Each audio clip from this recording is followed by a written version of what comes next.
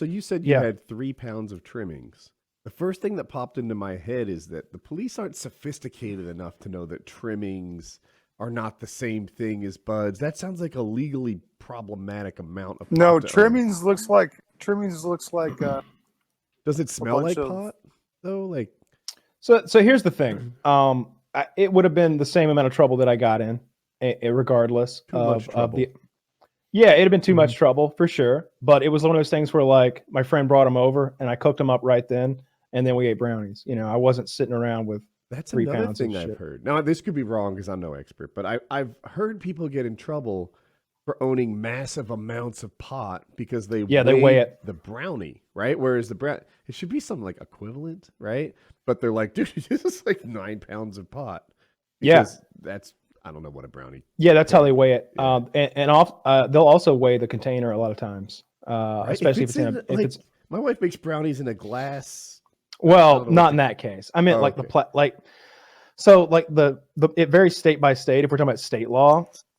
But like with methamphetamine or cocaine, you can escalate a charge just because you use a certain kind of baggie, right? Like you can go from like less than a gram to more than a gram with so a gram is very small amount. A dollar bill weighs a gram.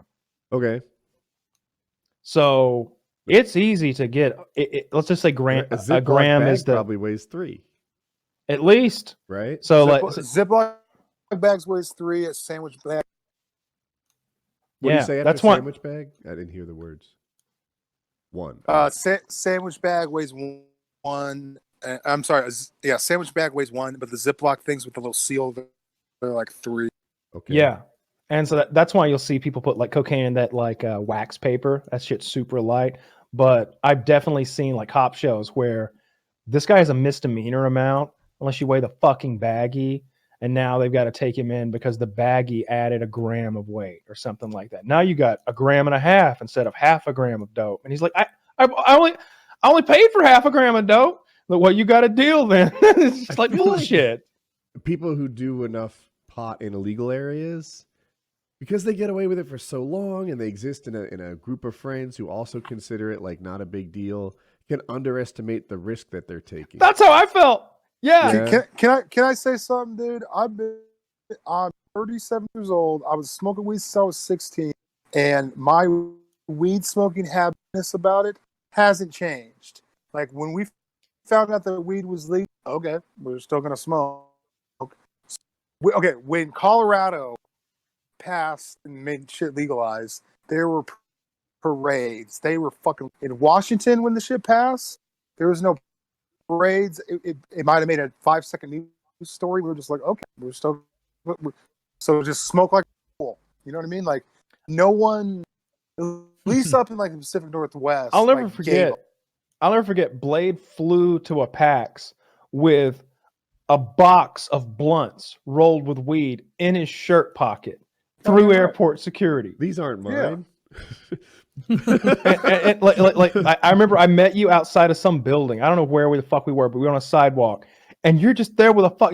He's like, you want to hit this blunt? I'm like, fuck yeah. How'd you get those here? How'd you get weed in a foreign city? And he's like, oh, I went through the airport with these. I'm like, where? He's like right here in my pocket. I could be the one who's wrong, but I feel like that's a huge risk for maybe the benefit's not worth it. Like, you just exist in a world where everyone agrees that weed's not a big deal until you bump into some law enforcement officer who's got a hard on for weed being a big deal. Yeah. And then all right. So this is okay. I smoke Swishers. Okay. Now a Swisher is when you buy a type of cigar, take that out and put the pot in. Am I on target? Exactly. Okay. Yes. So when you buy Swishers, it comes in like I buy like a 5-pack, right? And then each on the inside, there's 5 individually wrapped Swishers. So what I do is I unwrap it, roll one, and then put the shit back in, and then so it looks like an unopened Swisher. Okay. So even if a fucking cop looks at it, it looks like I just have a bag of Swishers, like I just box of Swishers. But Swishers smell like cherries, and pot smells like pot. No? Yeah, well, if they take a good whiff of it, they're going to know. Yeah, if they really whiff it. But, like, I personally think that the smell of Swisher compact non-burnt weed in it is going to just smell. I think the Swisher smell overpowers the weed. Okay. To a big extent, it does. Not to a dog though. Last time I flew out of Denver, they had a fucking dog like going person to person, and I had been smoking so much weed. I had had weed in those pants an hour before, like Yeah. copious amounts of weed. Just I was high in that line. Like, But you didn't have weed on you. no, I didn't have any weed on me, So but I'd had it all over me. I could, if I went, it was weed because I was stoned standing there. Especially if you break it up with your fingers and your fingernails. Oh, yeah. Definitely. Yeah, fingers are tacky. the dogs would. I feel like potentially you're okay. The dogs would get excited. They would search He you. didn't smell shit, so I guess so. But if he did, you wouldn't be in trouble for having smoked in Colorado previously. No, but they'd have pulled me out of the fucking line, and You don't want they'd have like searched me and pulled all my shit out, and it'd be a whole stressful thing. It might make me late for my flight, might miss my flight. I've only missed one flight ever, and it sucks so much. It does, yeah. Yeah. I had it does for suck. explosives. I used to get pulled out all the time. Yeah, that was one of the scariest moments ever at the airport. Was like having just been up there in Washington State and Oregon, like literally messing around with high explosive, like not just messing around with it, like we hit a detonator, but like forming C4 like Play-Doh with my bare hands in the pants I was wearing. And at one point it was on my hands and I smeared it onto my pants, right? And not so much so you could see it, but it was like to get the stickiness off my hands. Yeah. I had been playing with det cord, TNT, C4, tons of ammonium nitrate, and I was wearing the exact same pants. And they pulled the guy right in front of me for the chemical swab. And I was just like, fuck, let's keep going. Let me Let's get it So going. I've Keep got it this moving. story. I probably told it before, but like I have camera equipment that I kept in like a Pelican case. And it's so dense in there that they almost always open it up and look at it because there's all these wires and lenses and shit that it captures the interest of the screeners when it goes through the X-ray. So then they swab it and it comes back positive for explosives because they've been around explosives. So then they question you. And I just say, I've been around explosives. Sometimes I film. It was the Arkansas thing we did. Yeah. And there was like explosive dust, probably ammonium nitrate, I don't know, all over like the air, and it coated all my stuff. And usually they just talk to me briefly. They pull everything out. I have it in there just right, so it's a pain to put it back. And that's all that happens. But it can delay you. It can take 15 minutes or so. Yeah. And I don't know what you flagged for. We did use ammonium nitrate and C4 on that trip, along with the or det cord, ammonium nitrate, and C4 on the trip that you're referring to. I have no idea what you got flagged for, but like Either. I'd have flagged for everything if they chemical tested my hands. Like Yeah. it would have looked real bad. have a I little- already had my phone pulled up to one of my videos. Like I had it ready to play in case they tested me, so I could be like, look, I make this. Mhm. They're like, a Russian, huh? Yeah, they have You a don't little sound small, Russian. like a handkerchief. It's like 2 inches by 2 inches. They just rub it all over my stuff, put it in a computer, and then it comes back positive. Yeah, I hated dealing with that stuff. It's hard to explain some of the situations I've been in when you're in them. Like especially when I'm not doing anything wrong. Like you're in the right and you haven't done anything wrong, but it's just like I don't want to deal with this and answer these questions. Yeah.